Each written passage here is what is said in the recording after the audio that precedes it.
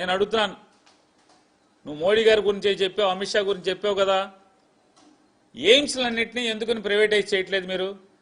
All India institute of medical sciences hospitals అన్నింటిని కూడా, భారతదేశంలో ఉన్నటువంటి ఎయిమ్స్ హాస్పిటల్స్ అన్నింటినీ కూడా ఎందుకు ప్రైవేటైజ్ చేయట్లేదు? మంగళగిరిలో ఉంది కదా ఎయిమ్స్ హాస్పిటల్, దాన్ని ఎందుకు పీపీపీ విధానంలో బయటకు ఎందుకు ఇవ్వవు? దమ్ముంటే ఇవ్వు. నువ్వు మోడీ అమిత్ షా అంటున్నావు కదా, పెద్ద పెద్ద కౌరులు చెప్తున్నావు కదా, ఇవ్వవయ్యా సత్యకుమార్ గారు. నువ్వు ఎందుకని ఫ్రీగా వైద్యం చేస్తున్నారు ఎయిమ్స్లో? పేదవాడికి ప్రభుత్వ ఆసుపత్రుల్లోనే ఉచితంగా వైద్యం జరుగుద్దిరా బాబు. నీకు ఆ మాత్రం జ్ఞానం కూడా మీకు లేకపోవటం, ఆంధ్ర రాష్ట్ర ప్రజలు చేసుకున్న దౌర్భాగ్యం. మీలాంటి వాళ్ళందరూ కూడా పాలకులుగా రావటం. ఆయన మాట్లాడతాడు, ఈ విధానం పీపీపీ విధానం చేసి నన్ను అరెస్ట్ చేయమని చెప్పని. కరెక్ట్గా ఇన్నాకడ శివుడి మేడలోంచి కిందకి వెళ్ళిన నాగేంద్రుడు పైకి బురదపాము వచ్చి గరుత్మంతుడిని అన్నట్టుగా జగన్మోహన్ రెడ్డిని ఈ బురదపాము లాంటి వాడు మాట్లాడుతున్నాడు నన్ను అరెస్ట్ చేయమని. ఖచ్చితంగా అరెస్టు చేసే రోజు వచ్చినప్పుడు, మా గవర్నమెంట్ వచ్చినప్పుడు ఈ పాపం ఎవడెవడు చేశాడో మోడీ గారి దగ్గరికి వెళ్ళి, మోడీ గారు మీ సత్యకుమార్ గారు ఇంత పాపాలు చేశాడు, చంద్రబాబు కలిసి దోసేశాడంటే, సరే నాకేం సమాడు దొంగ అయితే వేసేయమని చెప్పడేంటి? లేదు ఆపమని చెప్తాడా?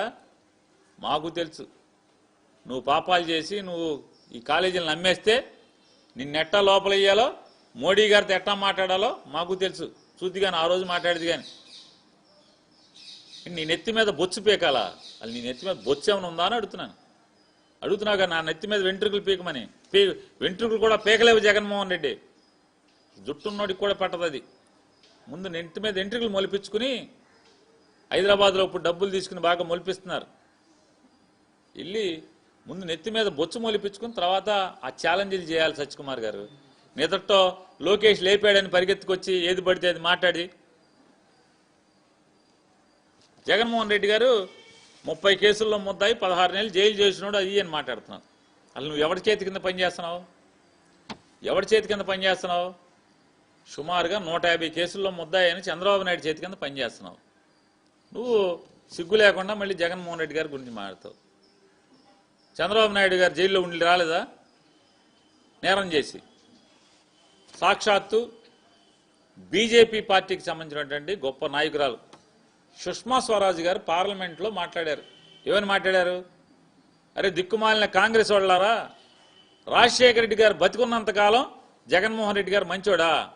రాజశేఖర రెడ్డి గారు చనిపోయి మీకు ఎదురు చెప్తే, జగన్మోహన్ రెడ్డి మీకు ఎదురు తిరిగితే, మీకు బానిసలాగానే బతకనని చెప్పి ఎదురు తిరిగితే జగన్మోహన్ రెడ్డి నేరస్తుడయ్యాడా అని భారతీయ జనతా పార్టీకి సంబంధించినటువంటి సుష్మా స్వరాజ్ గారు, మీకులాగా రంగులు మార్చే పువ్వు కాదు ఆవిడ, నికార్సైన పువ్వు, నికార్సైన కమలం ఆవిడ.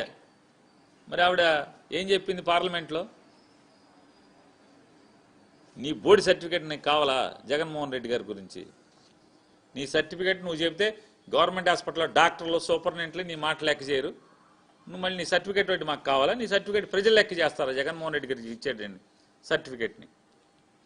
ఇవాళ ఖచ్చితంగా సత్యకుమార్ గారు నువ్వు జుట్టు మొలిపించుకుని నువ్వు ఇక్కడ చేస్తున్నటువంటి అవినీతి, ఎక్కడైతే మెడికల్ కాలేజీల్లో నీ చేయి కూడా, అంటే నీ మీద కూడా పాపం అంటుతుంది కాబట్టి ఆ సంపాదించుకున్న పాపంతో జుట్టు మొలిపించుకురా హైదరాబాద్ వెళ్ళి. ఖచ్చితంగా 2 ఏళ్ల తర్వాత 3 ఏళ్ల తర్వాత మేము వచ్చే గవర్నమెంట్లో నీ జుట్టు పీకుతాం లేదు చూద్ది. కానీ జుట్టు లేనివాడిని ఏం పీకుతాం, ఉన్నవాడిని అయితే పీకుతాం. కానీ కాబట్టి నోరు మాట్లాడేప్పుడు సభ్యత సంస్కారం, నోరు సంభాళించుకుని మాట్లాడితే ఖచ్చితంగా మీరు చేసి చూడండి. సత్యకుమార్ గారు మోడీ గారి దగ్గర నీ పాపాలని చెప్పి ఖచ్చితంగా వేయటం ఖాయం అనేది కూడా ఏం భయపడాల్సిన పని లేదు.